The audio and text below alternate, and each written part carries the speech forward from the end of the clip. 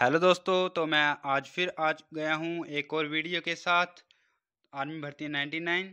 तो आज हम करेंगे 2 जुलाई की फर्स्ट शिफ्ट के जीके के प्रश्न जो आर्मी भर्ती 2025 में 25 के एग्ज़ाम में पूछे गए थे और ऐसे ही 2026 के एग्ज़ाम में आने की आशंका है। और आप पूरा लेवल देख लें पेपर का जीके का कि किस प्रकार का जीके आ रहा है। तो चलिए, सबसे पहले तो आपने आर्मी भर्ती 99 को सब्सक्राइब कर लेना है ताकि प्रीवियस ईयर प्रश्न आपके साथ साझा हो सके। तो चलिए पहले प्रश्न की ओर चलते हैं। आपका पहला प्रश्न है, तुम मुझे खून दो मैं तुम्हें आज़ादी दूंगा, यह नारा किसने कहा। यहाँ आज़ादी होगा।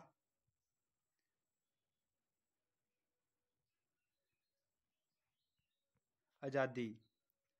तुम मुझे खून दो मैं तुम्हें आज़ादी दूंगा, यह नारा किसने कहा था। तो ये 2 जुलाई 2025 में सेकंड शिफ्ट में पूछा गया था। Sorry, first shift. ये सारा इधर आगे होगा तो इधर फर्स्ट लिखना है आपने। तो महात्मा गांधी, सुभाष चंद्र बोस, रविंद्रनाथ टैगोर या भगत सिंह।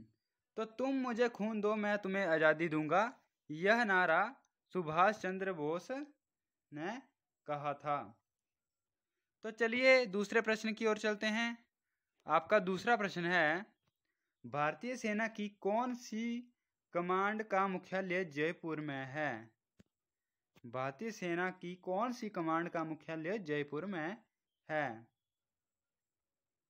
तो उत्तरी कमान, पश्चिमी कमान या पूर्वी कमान या दक्षिणी पश्चिमी कमान।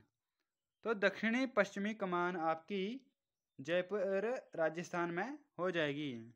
चलिए अगले प्रश्न की ओर चलते हैं। आपका अगला प्रश्न है, भारत राज्यों का संघ है, यह भारतीय संविधान में कौन से अनुच्छेद में है।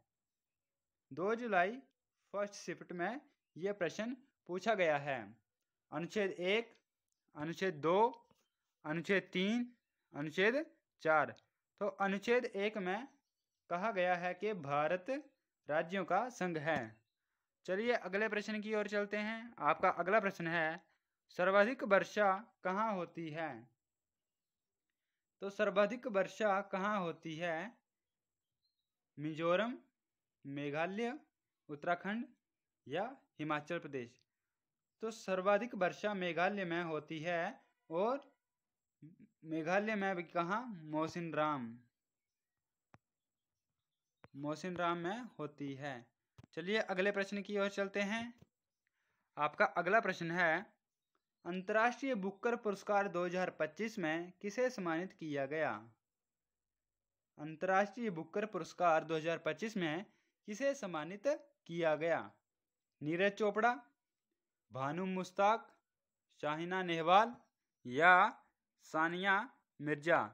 तो भानु मुश्ताक को अंतर्राष्ट्रीय बुकर पुरस्कार 2025 से सम्मानित किया गया। चलिए अगले प्रश्न की ओर चलते हैं। आपका अगला प्रश्न है, 1933 में महात्मा गांधी जी ने हरिजन आंदोलन में कितने दिन का उपवास किया था। कितने दिन का उपवास किया था। तो 21 दिन आपका सही आंसर हो जाएगा। 21 दिन का उपवास किया था। चलिए अगले प्रश्न की ओर चलते हैं। वायुसेना की परिचालक कमान कितनी है। वायुसेना की परिचालक कमान कितनी है। देखिए 7 तो पूरी कमान है और 5 जो कि हैं परिचालक कमान है और 2 अन्य कमान हैं। तो आपका सही आंसर हो जाएगा 5। चलिए अगले प्रश्न की ओर चलते हैं। आपका अगला प्रश्न है, राष्ट्रीय मानवाधिकार आयोग का अध्यक्ष कौन है। राष्ट्रीय मानवाधिकार आयोग का अध्यक्ष कौन है। तो राष्ट्रीय मानवाधिकार आयोग का अध्यक्ष बी रामासुब्रमण्यम हैं। बी रामासुब्रमण्यम हैं। चलिए अगले प्रश्न की ओर चलते हैं। आपका अगला प्रश्न है, झारखंड का आदिवासी नृत्य कौन सा है। झारखंड का आदिवासी नृत्य कौन सा है। तो छऊ आपका आदिवासी नृत्य हो जाएगा। चलिए अगले प्रश्न की ओर चलते हैं। आपका अगला प्रश्न है, निर्वाचन आयोग की स्थापना कब हुई?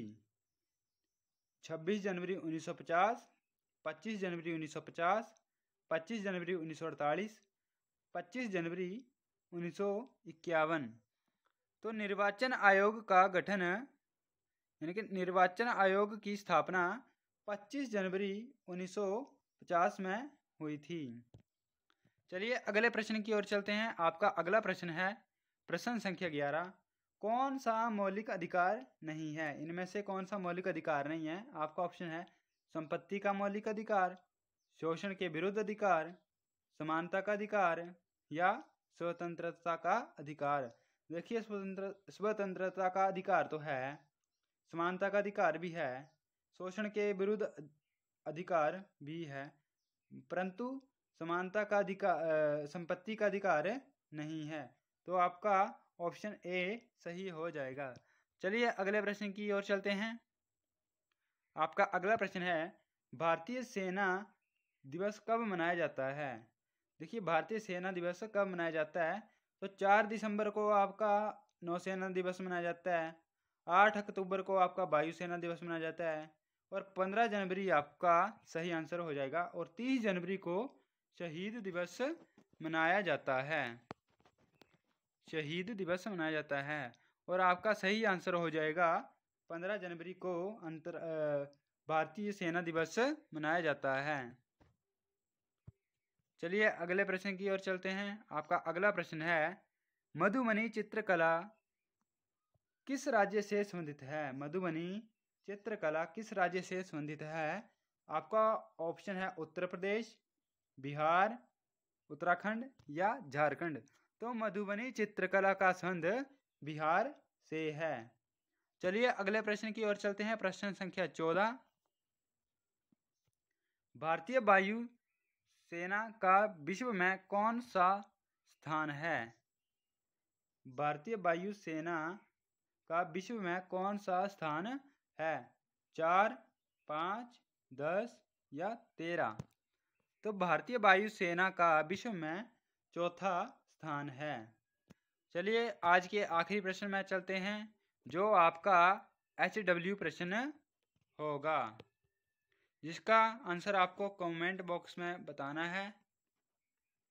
और ये जो 2 जुलाई 2025 के सभी 15 प्रश्न हैं जो फर्स्ट शिफ्ट में पूछे गए थे, और अगले कल हम करेंगे सेकंड शिफ्ट के प्रश्न।